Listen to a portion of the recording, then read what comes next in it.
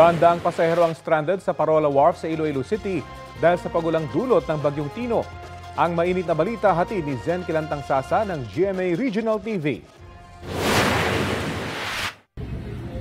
Mga kapuso, nandito tayo ngayon sa Parola Wharf, Iloilo City. As of 8 a.m., mahigit 100 individual na ang stranded ngayon matapos sinuspende simula kahapon ang biyahe ng fiber boats na may biyaheng Iloilo-Guimaras and vice versa. Binigyan ng karton na pangsapin sa sahig ang mga pasahero para may mahigaan. Ayon sa ilang stranded na pasahero, titiisin na lang nila kahit hindi sila komportable.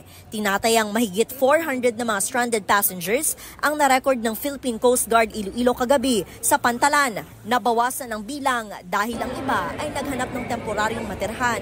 Nagbigay naman ng pagkain ng PCG sa mga stranded na pasahero. Sa Sea Travel Advisory ng PCG, lahat ng biyahe ng sasakyang pandagat sa Western Visayas ay suspendido, kabilang na ang mga ro-ro vessel at fast craft operations. Lahat ng fisherfolk at coastal communities ay pinapaalalahanan na ipagliban muna ang pagsagawa ng water-related activities.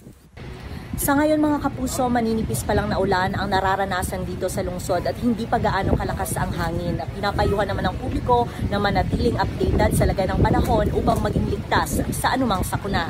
Yan ang latest mula rito sa Iloilo City. Ako si Zen Kilantang Sasa para sa GMA Integrated News.